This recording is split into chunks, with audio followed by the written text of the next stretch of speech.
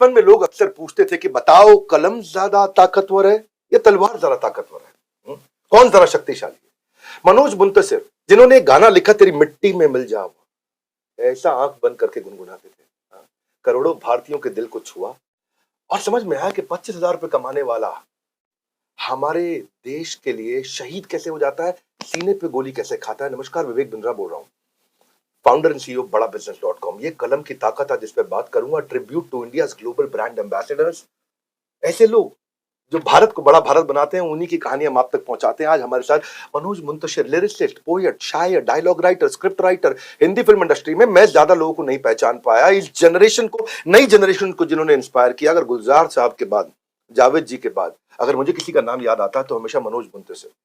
वैसे तो कहते हैं कि मुंतशिर, ये इसका अर्थ होता है कि बिखरा हुआ। आप एकदम सजे धजे लग रहे हैं।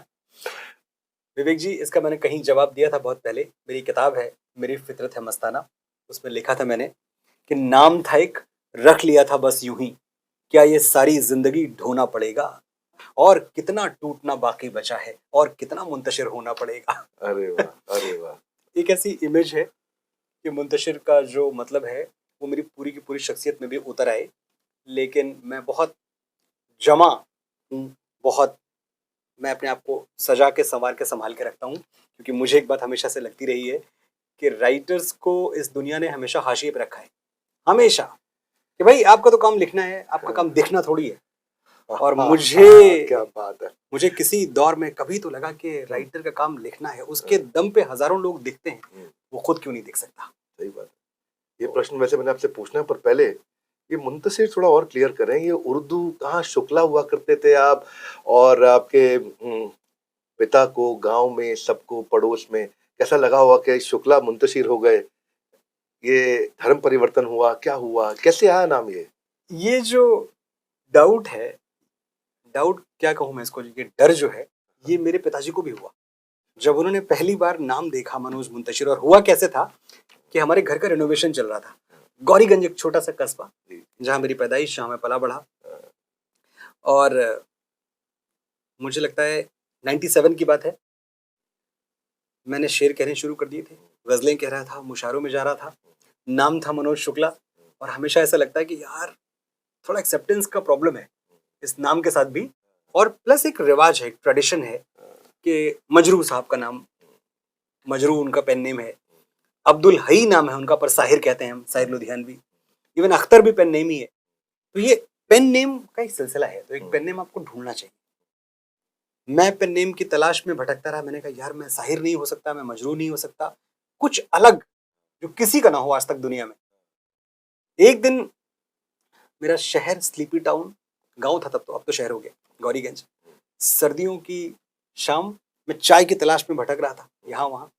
एक टपरी से धुआं उठता दिखाई दिया और पूरा शहर सोया हुआ था। मैं गया, बबलू की चाय की दुकान थी। मैंने कहा बबलू एक बढ़िया अदरक वाली चाय बना दो यार। बबलू चाय बना रहा है, रेडियो टंगा हुआ था खूंटी पे, और रेडियो पे मुशायरा चल रहा था। अब सुना तो मैंने कहा थोड़ा वॉल्यूम बढ़ाओ, देखें क्या चल रहा है, विविध भारती पे। और एक साहब शेर पढ़ रहे थे कि मुंतशिर हम हैं तो रुखसार पे शबनम क्यों है, यानी अगर मैं टूटा हुआ हूं, बिखरा हुआ हूं, तो तुम्हारी आंखों में आंसू क्यों है। मुंतशिर हम हैं तो रुखसार पे शबनम क्यों है, आईने टूटते रहते हैं तुम्हें गम क्यों है। ये एक लफ्ज मुंतशिर, अचानक मैंने इसको अपने नाम के साथ रख के देखा, मनोज के साथ मुंतशिर, अलाइटरेटिव MM। हाँ, तो उसमें एलिटरेशन था, उसमें एक तरह की रिंग थी। उसी वक्त मैंने डिसाइड किया कि आज से मैं मनोज मुंतशिर हूँ। 97 की बात है।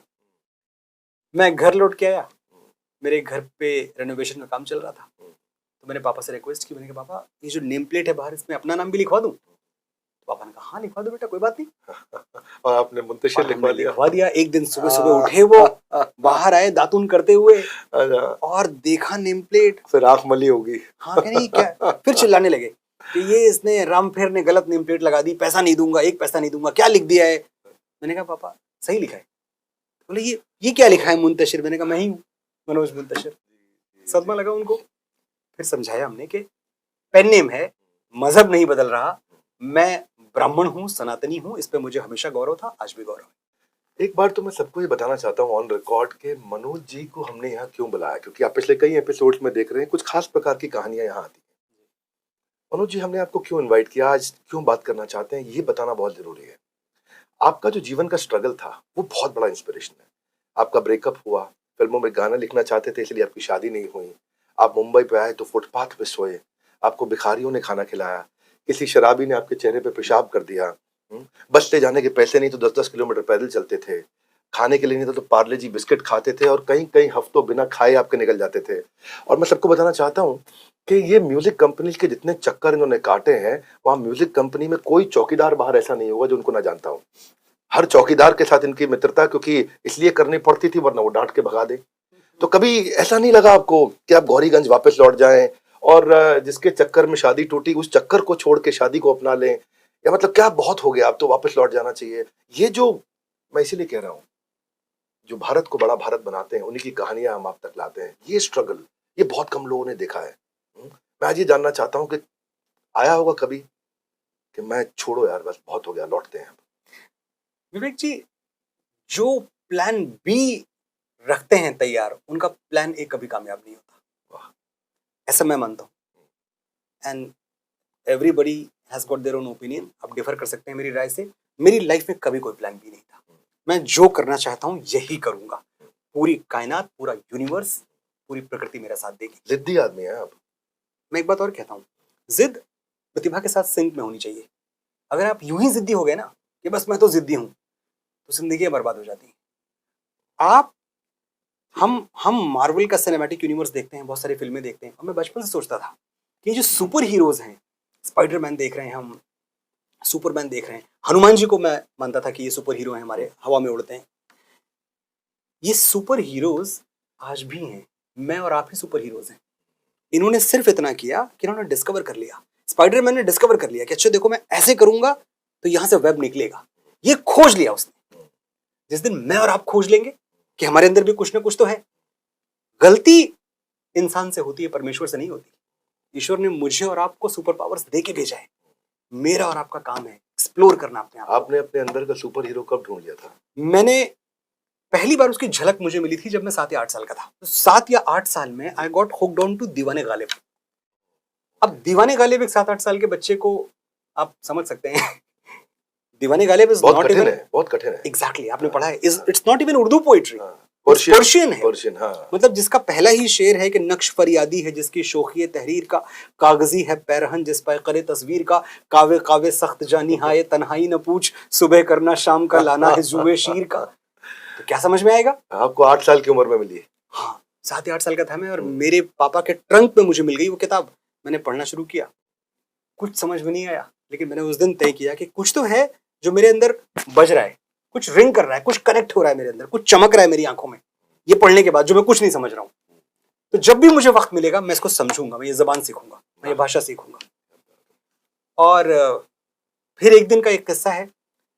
छोटे छोटे वाकयात होते हैं। आप तो इतने लोगों को इंस्पायर कर रहे हैं विवेक जी, इतने लोगों को इंस्पायर कर रहे हैं आप। मेरी इंडस्ट्री में मैं देखता हूँ लोग मिलते हैं, आपके चैनल की बात करते हैं मुझसे।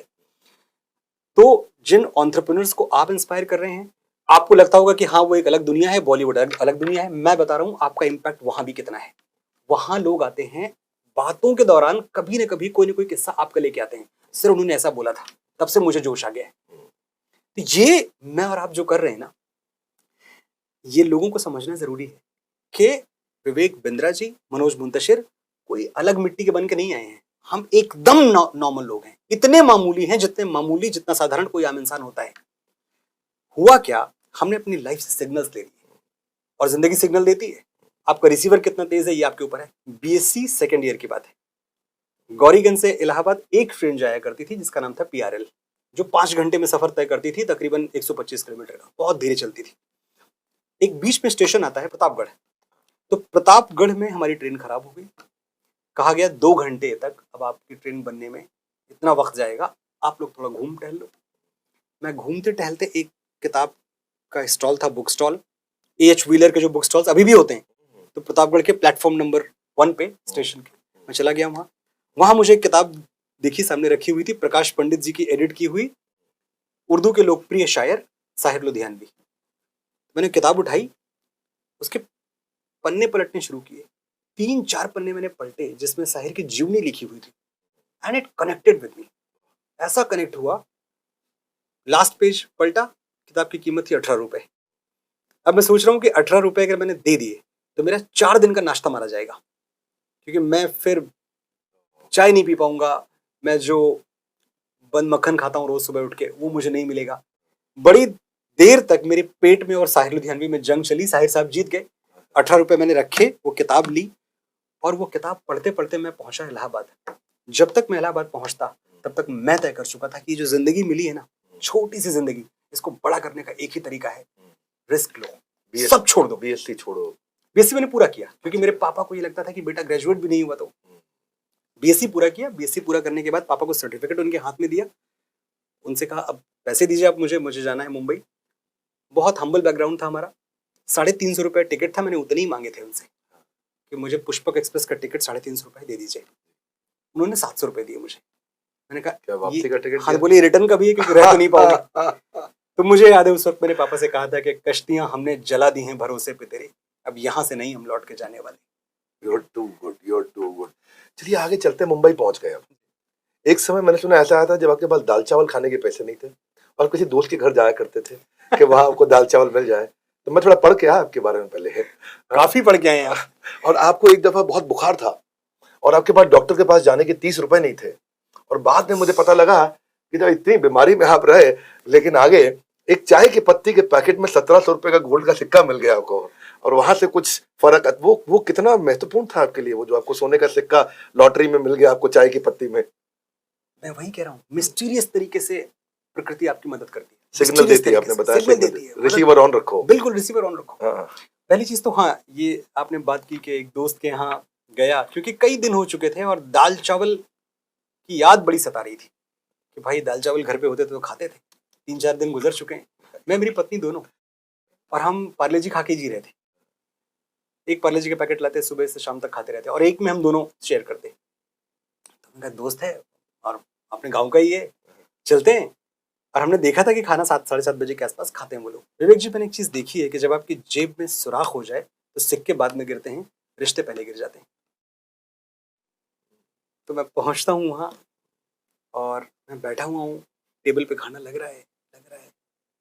और मुझे लगा ये कुर्सी मेरी भी लगेगी, और कुर्सी लगाने की जगह मुझे कहा गया चलो ठीक है फिर मिलते हैं बाद में फिर कभी।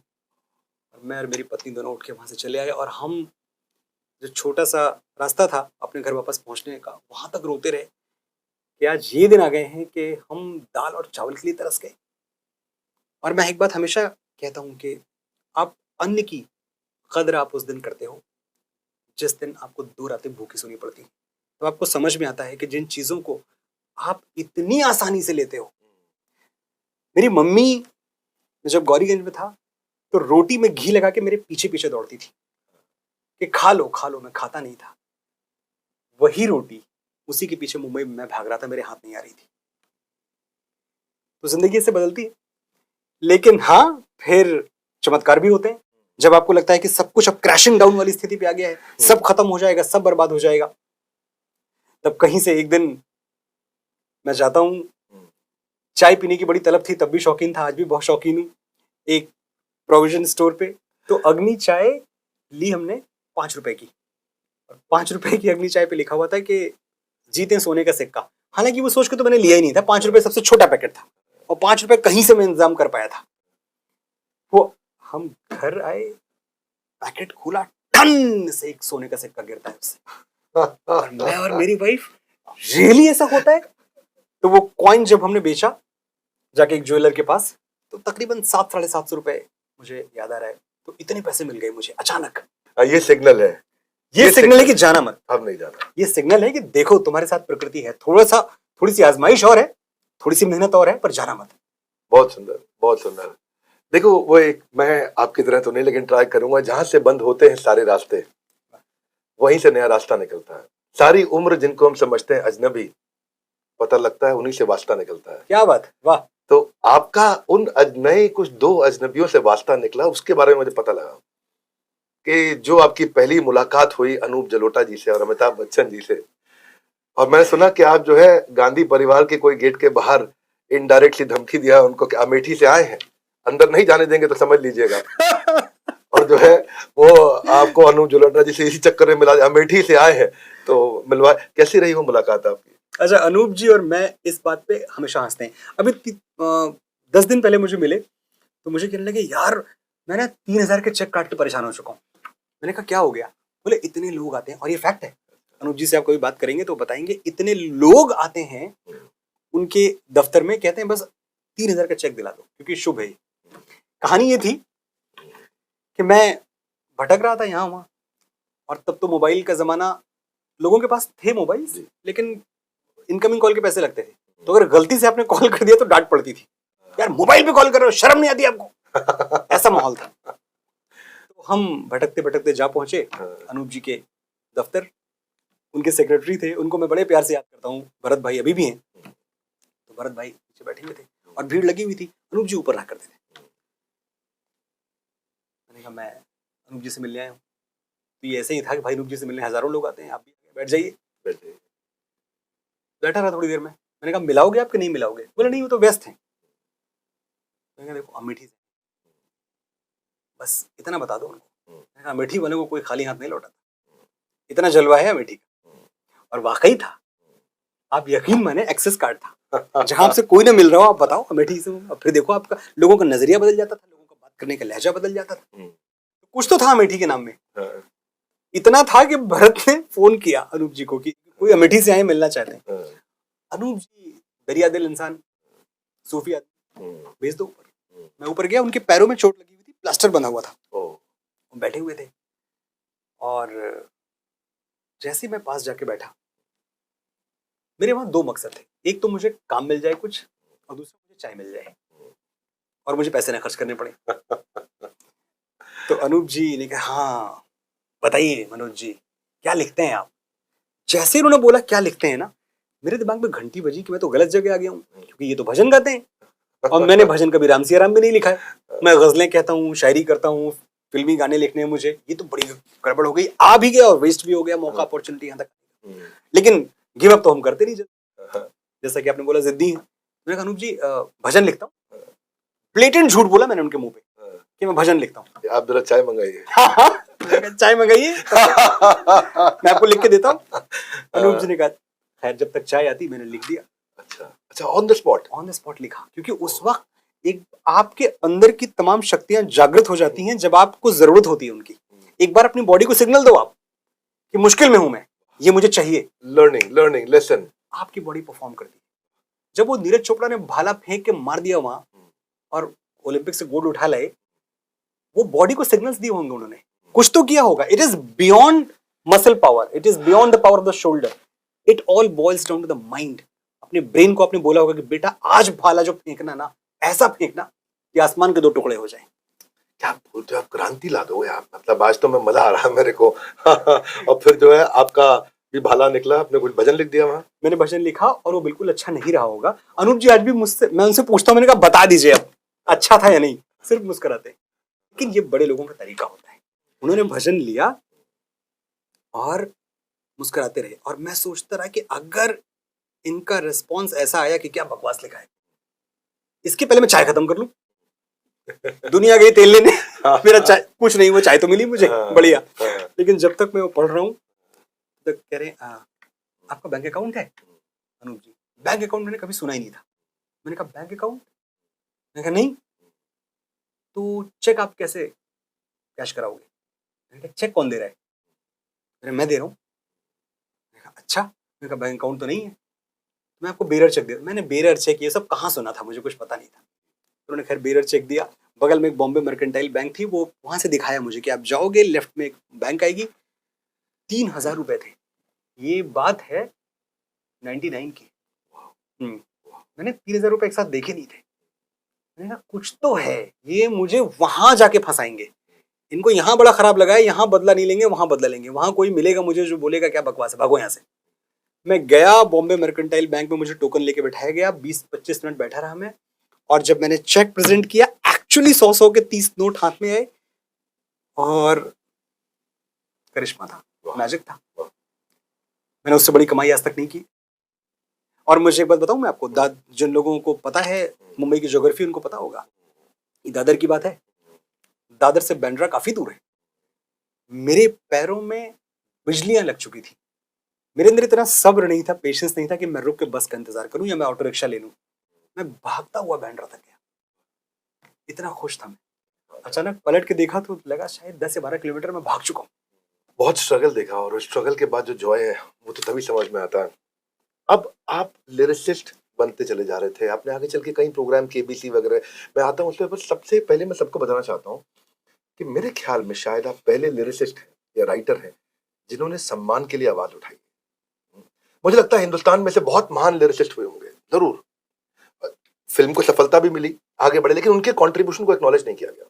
जो गाना गा रहा है उसकी बात तो हो रही है, पर जिसने लिखा है वो कहीं पीछे छूट गया है। तो क्या लगता है आपके इस प्रयास से कुछ फर्क पड़ा है, कुछ असर आया है, कुछ चेंज हुआ है, नहीं हुआ है? आपकी बात बिल्कुल सही है। कहीं दीवारों के चर्चे, कहीं मीनारों के, कभी तारीफ के जुमले इधर नहीं आते। हम तो बुनियाद के पत्थर हैं कई सदियों से, और बुनियाद के पत्थर नजर नहीं आते। क्या बात है। तो हम सिनेमा में लगा हुआ वो नींव का पत्थर है जिसपे किसी की नजर नहीं जाती। हर किसी की तारीफ क्या होती है, अरे वाह क्या इमारत लग रही है, क्या एक्टर ने एक्टिंग की, क्या सिंगर ने गा दिया। मुझे इस पे एतराज था, और मुझे इस पे एतराज इसलिए था क्योंकि मैं अपना कंट्रीब्यूशन समझता था और मेरे अंदर खुददारी थी। जब आप अपनी वैल्यू खुद नहीं समझते, बचपन में एक प्रार्थना हम करते थे, आप सबने की होगी, और मैं भी स्कूल में पढ़ता था, किसी ने कभी सीरियसली नहीं लिया होगा, मैंने उसको सीरियसली लिया था। हमको मन की शक्ति देना, मन विजय करे, दूसरों की जय से पहले खुद की जय करे। और हम सब, हमें से ज्यादातर लोग, हम लाइफ में इतना बैकफुट पे होते हैं ना कि हमें लगता है यार अपनी तो तारीफ हो ही नहीं सकती, अपने बारे में कैसे बताएं, अपना कंट्रीब्यूशन कैसे गिनाएं। गिनाना पड़ता है। अगर आप नहीं गिनाओगे तो ये दुनिया आपको नजरअंदाज करके आगे बढ़ती रहेगी। मेरे साथ ये था कि मैं ये मानने को तैयार नहीं था कि ये जो फिल्म का बिजनेस हुआ है, 150 करोड़ 200 करोड़, मेरी हर फिल्म का बिजनेस हो रहा था, बड़ी बड़ी फिल्में चल रही थी मेरी, लोग मेरा नाम नहीं ले रहे थे। और मुझे ये पता था कि इसमें पहले दिन की ओपनिंग मेरी वजह से लगी। जब मैं गलियां लिखता हूं, मेरी वजह से मतलब गाने की वजह से, वो गाना जिन भी लोगों ने बनाया, मैं सबके डायरेक्टर के साथ भी मैं ये भी कह रहा हूं आपसे, तो हम सब में थोड़ी सबके हिस्से में जो ख्याति है बढ़ जाती है, लेकिन राइटर के हिस्से में कुछ नहीं आता। सिंगर, डायरेक्टर और एक्टर, उनको ज्यादा बेनिफिट मिलता है। एग्जैक्टली ये हमेशा होता है, ये नियति है, ये ऐसा ही होता है। लेकिन इसका रीजन ये नहीं है कि ये सिस्टम ऐसा है, इसका रीजन ये है कि आज तक किसी राइटर ने आवाज उठाई ही नहीं। ऐसा नहीं कि आप मुझे देना नहीं चाहते, मैंने कभी मांगा ही नहीं। मैं मांगूंगा आप दे दोगे, लेकिन मैं मांगने से डर रहा हूं कि कहीं मैं मांगू और विवेक जी है ना कहीं चलो इंटरव्यू खत्म बाहर जाओ। इसीलिए किसी को बोले 10 राइटर के नाम बता दो तो लोग बता नहीं पाते। एग्जैक्टली तो मैंने मांगा और सबने मदद की, ऐसा नहीं है। इस बारे में इंडस्ट्री की तारीफ करूंगा मैं, कि ऐसा नहीं कि इंडस्ट्री ने मुझे बोला कि नहीं तुम क्या मांग रहे हो। यूट्यूब के नीचे क्रेडिट्स में कभी राइटर का नाम नहीं आता था, अब आना शुरू हुआ, मुझसे शुरू हुआ है। पहली बार मेरा नाम आया, मैंने रुस्तम के गाने कर रहा था, अक्षय कुमार सर की फिल्म, तो उसका पहला गाना बहुत बड़ा हिट हुआ, तेरे संग यारा, खुश रंग बहारा। और मैं देख रहा हूँ यूट्यूब पे पूरी दुनिया, तब यूट्यूब पर कंजम्पशन शुरू हो चुका था, उसके नीचे मेरा नाम ही नहीं है। मैं फोन कर रहा हूँ, मुझे पता जा रहा है हाँ ऐसा ही होता है, फॉर्मेट पे नाम नहीं होता राइटर का। मैंने कहा मेरा तो होगा, वरना मेरा गाना हटा लो। Then I spoke with people, the authorities, Akshay sir, he was always very kind. मैंने कहा सर ये तो नहीं होगा, मेरा गाना है, इस पे मेरा नाम चाहिए। एवरीबडी सपोर्टेड, और आप देखें वो एक सिलसिला शुरू हुआ। आज इस बात पे गर्व होता है कि जो मैंने शुरू किया उसका फायदा हर किसी को मिल रहा है। भारत जो है न्यूट्रल होने की कोशिश करता है, और यहाँ सेक्युलरिज्म की बात होती है, और आप कहते हैं सेक्युलरिज्म स्कैम है। तो क्या सेक्युलर होना गलत है? आप बड़ा अच्छा बोलते हैं, बहुत बढ़िया बोलते हैं, पर आपने अभी कहा कि इतिहास में जो पढ़ाया गया है वो सब किसी एजेंडा के तहत पढ़ाया गया है। चंद्रशेखर आजाद को अब इस समय जनेऊधारी चंद्रशेखर आजाद तिवारी कहा आपने उनका जो है उनकी जाति धर्म की आप बात कर रहे हैं। आप इतिहास और धर्म और जाति के चश्मे से अगर सब चीजों को देखने लगेंगे तो ऐसा नहीं लगता कि जैसे आपने कहीं अपनी राह बदल ली है?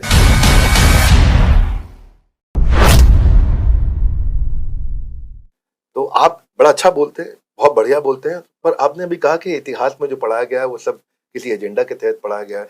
तो इतिहास का कौन सा ऐसा हिस्सा है उन पाठ्यक्रमों में, उन पुस्तकों में जो आपको लगता है गलत तरीके से दर्शाया गया और आजकल आप इसकी बात भी कर रहे हैं? बहुत सारे, मैं कहाँ से बात शुरू करूंगा विवेक जी।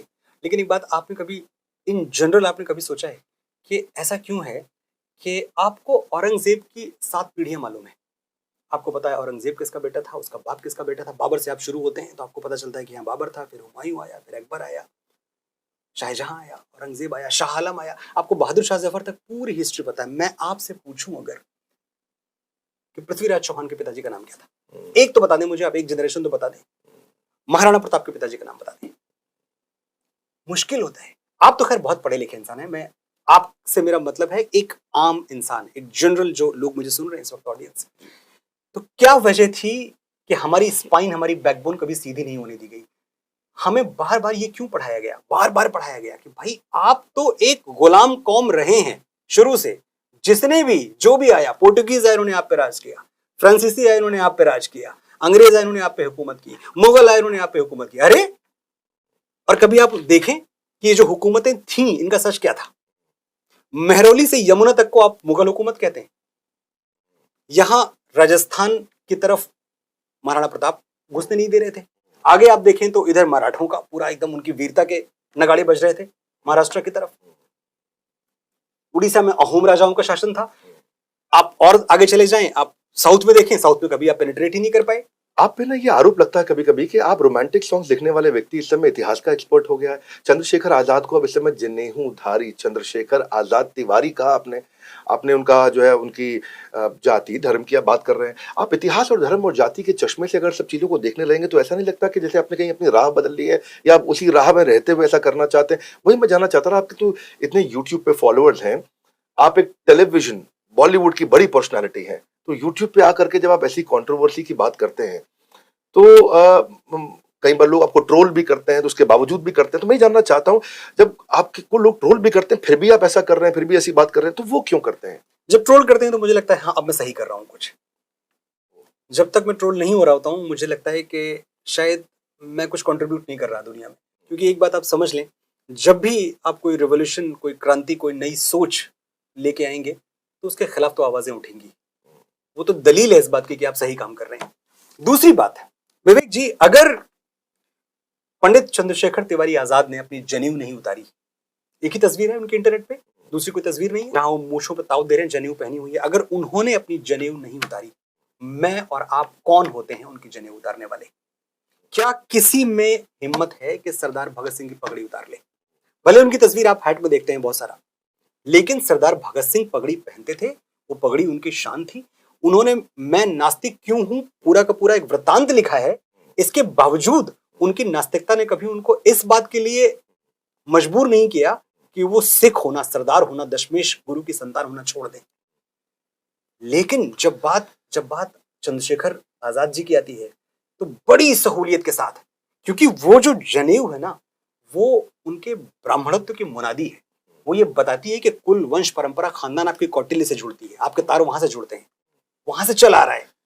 लेकिन आपको तकलीफ देती है वो तकलीफ, आपको मतलब मैं, जो हमारे सो कॉल्ड सेकुलर लोग हैं, उनको बहुत तकलीफ होती है इस बात से। तो मैं समझता हूं कि अगर चंद्रशेखर जी जनेऊ पहनते थे तो किसी माई के लाल में ये ताकत नहीं है और किसी को ये हक नहीं होना चाहिए कि उनके जनेऊ को हाथ लगाए। वो थे जनेऊधारी और जिंदगी भर रहेंगे, और तिवारी भी थे वो।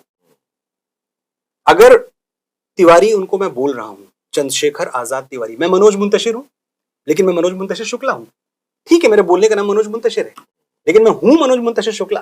तो जो पूरी पहचान है, क्या चंद्रशेखर जी ने अपने जीते जी ब्राह्मणत्व तो छोड़ दिया था? क्या धर्म परिवर्तन कर दिया था? क्या अपने माता पिता से रिश्ता तोड़ दिया था? क्या बोला था कि आप मेरे पिता नहीं हो, आप, ये मेरा गांव नहीं है, ये मेरा खानदान नहीं है, कोई परिवार नहीं है? ऐसी कौन सी घटना है मुझे बताई जाए कि भाई उन्होंने सब कुछ त्याग दिया था एक दिन जाके? जब उन्होंने नहीं त्यागा था तो मुझे और आपको तो यह हक नहीं है कि हम उनसे उनकी पहचान छीन लें। ये मेरे को आप में एक खास बात लगती है कि आप में कोई भय नहीं है किसी प्रकार का, अपनी बात को खुल के रखते हैं। आप कहते हैं, वैसे आपका वो गाना जो है तेरी मिट्टी में मिल जावा, उसमें मुझे ओ माई तेरी, वो क्या है लाइन की, ओ माई मेरी फिक्र तुझे क्यों आंख से दरिया बहता है, हाँ? तू कहती है तेरा चांद हूँ, चांद हमेशा रहता है। हाँ? अगर चांद ने हमेशा रहना है और वही सच्चाई है, तो मैं ये देखता हूँ कि फिर भी कुछ चीजें जब आपको नहीं पसंद आती हैं कि भाई आप इसी चांद के बारे में, तो आप बड़ा खुल के, आपने आज अवार्ड्स के लिए भी आपने मना कर दिया कि नहीं भाई अब चाहे कुछ हो जाए, मैं बिल्कुल नहीं जाऊंगा। क्योंकि इस गाने के लिए वैसे लगता मुझको भी है और मुझे लगता है पूरे देश को लगता है कि गाना इतना प्यारा है और आपने भी एक जगह कहा कि मैं इससे अच्छा गाना शायद दोबारा ना भी लिख पाऊँ। और पर आप क्योंकि उसके लिए जब आपको अवार्ड नहीं मिला, किसी और गाने के लिए कोई रैप सॉन्ग था शायद उसके लिए कोई उनको अवार्ड मिल गया, तो आपने क्या कसम खा ली थी कि अब आप किसी भी अवार्ड शो में नहीं जाएँगे? तो मतलब नेशनल अवार्ड को लेकर के भी आपने प्रश्न उठाए। नहीं, नेशनल अवार्ड पे मैंने कुछ नहीं बोला। नेशनल अवार्ड तो खैर एक अलग चीज हो गई। मैंने जो प्रायोजित पुरस्कार हैं, जो पैसे दे के बनते हैं, खरीदे जाते हैं, मैं तो इसी इंडस्ट्री का हिस्सा रहा हूँ। और ये जितने अवार्ड्स की बात आप कर रहे हैं, सब मेरे लिखे हुए हैं। 15 साल मैंने टेलीविजन किया है, तो मैं उस प्रोसेस का भी हिस्सा रहा हूँ, जहाँ मुझ पे सब खुला हुआ है, सारा पर्दाफाश है मुझ पे। मुझे पता है ये होता कैसे है, ये अवार्ड दिए कैसे जाते हैं। तो प्रॉब्लम मुझे शुरू से थी। अब मैं ये बात बड़ी ईमानदारी से एक्सेप्ट कर लूं कि जिंदगी के शुरुआती दिनों में मैंने इसका मजा लिया। आपको ऐसा नहीं लगता कि बॉलीवुड में लोग आपके अगेंस्ट हो जाएंगे? मुझे कोई फर्क नहीं पड़ता। मुझे कोई फर्क इसलिए नहीं पड़ता कि बॉलीवुड में मैं एक चीज लेके आया हूं, अपना टैलेंट। जब तक तुम्हें उसकी जरूरत होगी तुम मेरे पास आओगे। जिस दिन मेरा टैलेंट खत्म हो जाएगा उस दिन डरने की जरूरत है।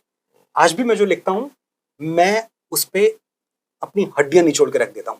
मैं इतनी मेहनत करता हूं अपने लिखने पे। वाह वाह। बाकी मुझे फर्क नहीं पड़ता। बाकी मेरी जिंदगी है, बाकी मेरी सोच है। आजाद इंसान हूं मैं, हम एक स्वतंत्र देश में है। बहुत सुंदर। साउथ इंडियन फिल्मों में आज तक जितना भी काम हुआ है, उसमें जितना भी रेवेन्यू जनरेट हुआ है पिछले 75 सालों में, उससे ज्यादा रेवेन्यू खाली 2 मूवीज ने किया है। वो बाहुबली 1 एंड बाहुबली 2। और उसके आपने हिंदी के गाने, उसके आपने डायलॉग लिखे हैं कि मतलब औरत पे हाथ डालने वाले की उंगलियां नहीं काटते, काटते हैं उसका गला। वो बड़ा पावरफुल था, वो बहुत पावरफुल था। मैं ये जानना चाहता हूँ कि कौन सी राइटिंग आपको आसान लगती है, कौन सी मुश्किल लगती है? डायलॉग भी है, लिरिक्स भी है, पोएम भी है, शायरी भी है, रियलिटी शोज में आपने काम किया, बच्चन साहब का केबीसी आपने लिखा, कितने सारे शोज आपने लिखे हैं। अब लिस्ट बनाएंगे तो इस समय आप, मुझे लगता है कहीं ना कहीं 50-75 से ज्यादा मूवीज तो आप कर भी चुके होंगे। हाँ, 70 तो रिलीज हो चुकी है। 70 रिलीज हो चुके हैं। मतलब बहुत सारी तो लाइन पाइपलाइन में है, पर 70 रिलीज हो चुकी होंगी। तो आपने कौन सा काम मुश्किल है, कौन सा आसान है, किसमें मजा आता है आपको, कौन सा डिफिकल्ट लगता है आपको? देखिए, एक बात मैं आपको बताऊं, जब मैं गाने लिख रहा था, गाने लिखते वक्त मेरे दिमाग में कभी नहीं था जिंदगी में कि मैं डायलॉग्स लिखूंगा। मुझे डायलॉग लिखने के लिए मजबूर करने वाले शख्स का नाम है एस.एस. राजामौली। अच्छा। और जब उन्होंने मुझे बुलाया, मैं मिलने गया, तो मेरा जो पहली बार डायलॉग लिखा था आपने? पहली बार पहली बार में ऐसा लिख दिया कि तो जब मुझे कहा गया कि आपको बाहुबली के लिए लिखना है, तो मैंने कहा हाँ बताइए गाने क्या हैं, कितने गाने हैं? नहीं, गाने तो आप लिख ही रहे हैं, सर चाहते हैं आप डायलॉग्स लिखो। मैंने कहा सर को शायद पता नहीं है, उन्होंने गलत आदमी को बुला लिया है, मैंने तो कभी डायलॉग लिखे ही नहीं।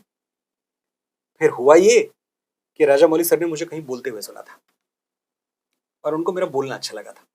तो एग्जैक्टली उनका जो मुझसे कन्वर्सेशन था वो इतना ही था कि the way you speak, that is how my Baahubali should speak. So be yourself, be natural.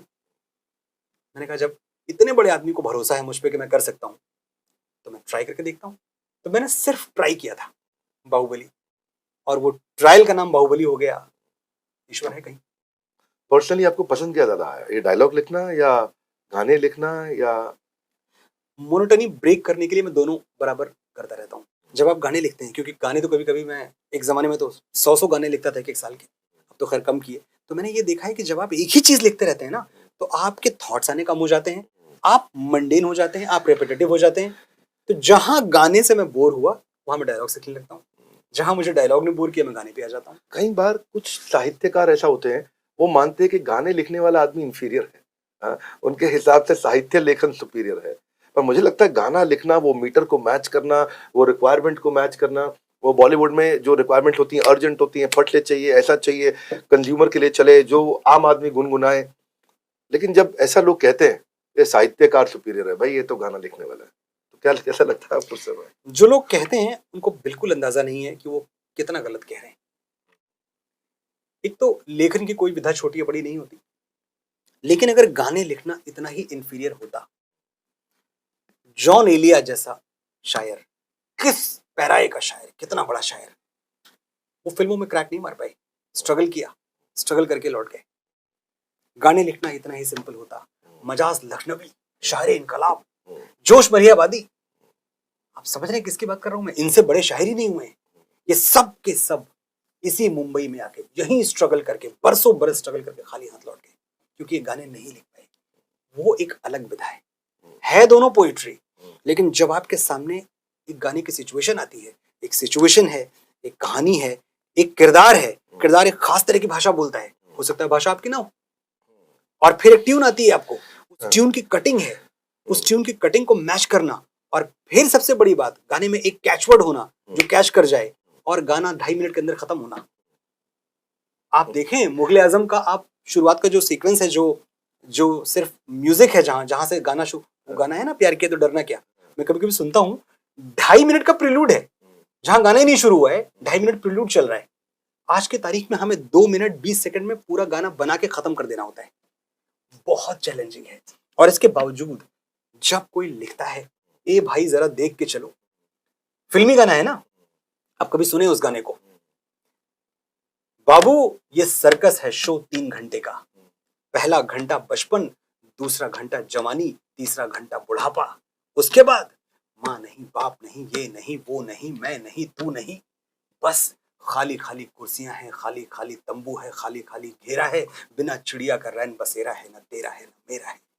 जब एक फिल्मी शायर ऐसी बात लिखता है, आप उसकी सलाहियत को कम आंकते हैं। ये नजीर अकबर आबादी की जो नज्म है, सब ठाट पड़ा रह जाएगा जब लात चलेगा बंजारा, उससे किस मायने में कम है, आप मुझे साबित करके दिखाएं। जब आनंद बख्शी लिखते हैं, ए प्यार तेरी पहली नजर को सलाम, और जब वो बगावत की बात करते हुए लिखते हैं कि घूंघट को तोड़ के जो सर से सरक गई, ऐसी निगोड़ी धानी चुनर को सलाम, आपको इसमें साहित्य नहीं दिखता? आपको उस वक्त साहित्य नहीं दिखता कि जब एक शिकारे वाला जब मुंबई आता है, जब फूल खिले की बात मैं कर रहा हूं, और मैं आपको साहित्य का और फिल्मी गीतों का कनेक्शन बता रहा हूं, जब एक शिकारे वाला मुंबई आता है और अपनी महबूबा को एक बॉल रूम डांस में कई मर्दों के साथ, जो कि बुरी बात नहीं है, रिवाज है, कल्चर है, डांस है, नाचते हुए देखता है, उसका दिल टूट जाता है, और वो कहता है कि तेरी बाहों में देखूं सनम गैरों की बाहें, मैं लाऊंगा कहां से भला ऐसी निगाहें। ये कोई रक्स होगा, कोई दस्तूर होगा, मुझे दस्तूर ऐसा कहां मंजूर होगा, भला कैसे ये मेरा लहू हो जाए पानी, मैं कैसे भूल जाऊं मैं हूं हिंदुस्तानी, यहां मैं अजनबी हूं। इसमें लिटरेचर नहीं दिख रहा है? जब मेरे जैसा एक मामूली आदमी लिखता है कि सरसों से भरे खलिहान मेरे, जहां झूम के भंगड़ा पा न सका, आबाद रहे वो गांव मेरा, जहां लौट के वापस जा न सका। अद्भुत। मैं ये देखता हूँ कि मतलब ये ऐसा टैलेंट है आपके अंदर, और इसी के कारण आपने बताया, मेरे को डर नहीं लगता भाई, टैलेंट है, मैं काम कर रहा हूँ, हार्डवर्क है, आपकी हड्डियां निचोड़ के रख देता हूँ, अभी आपने कहा सुन के, मतलब आपके कई रोमांटिक गाने भी बहुत अच्छे आए, खासतौर से वो कबीर सिंह का एक गाना था कैसे हुआ, और MS धोनी का जो मूवी में जो गाना आया था कि कौन तुझे इतना चाहेगा या चाहेगी, हाँ वो या एक विलन में गलियां गाना था, बहुत सुंदर गाना था। तो मैं कई बार सोचता हूँ ये रोमांटिक गाने इतने अच्छे आपके आते हैं, और आपका खुद का रोमांटिक लाइफ में बड़ा स्ट्रगल रहा है, तो ये कहीं वहीं से निकल करके आता है, या आपको लगता है कि वो आपके अंदर का जो बचपन का, जो आपकी पहली गर्लफ्रेंड आपसे छूट गई थी, और 12वीं क्लास के बाद मैंने सुना कि मतलब वो अलग अलग हो गए आप लोग, और वो तो ये वहीं के लिखे हुए गाने हैं या आपने फ्रेश लिखे हैं, या लगता है कि मतलब किसी अच्छे मतलब लेखक गीतकार के पास ऐसा एक्सपीरियंस मोहब्बत का होना जरूरी है? हाँ, दिल टूटना जरूरी तो है। इश्क जब तक न कर चुके रुसवा, आदमी काम का नहीं होता। एक बार दिल टूटना जरूरी है, क्योंकि मैं तो साइंस का स्टूडेंट रहा हूँ, और मैंने ये पढ़ा है कि कोई भी चीज टूटती है, चाहे एटम हो, चाहे न्यूट्रॉन हो, चाहे प्रोटॉन हो, तो एनर्जी पैदा होती है। तो जब दिल टूटता है तो भी एनर्जी पैदा होती है। अब उस एनर्जी को आप किस दिशा में लेके जाते हैं, कंस्ट्रक्टिव या डिस्ट्रक्टिव, आपके ऊपर है। लेकिन हाँ, एक बात सच है कि मेरे लिखने की बहुत बड़ी वजह यह है,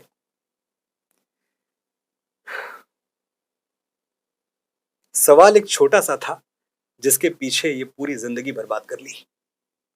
सवाल एक छोटा सा था जिसके पीछे ये पूरी जिंदगी बर्बाद कर ली, भुलाऊं किस तरह वो दोनों आंखें किताबों की तरह जो याद कर ली। तो ये पूरी कोशिश, सारे गीत, सारी कविताएं, सारी शायरी, उन दो आंखों को बुलाने की कोशिश है। और वो दो आंखें जिनको लगता था कि बहुत सारे छोटे शहरों के लोग हमें सुन रहे होंगे इस वक्त।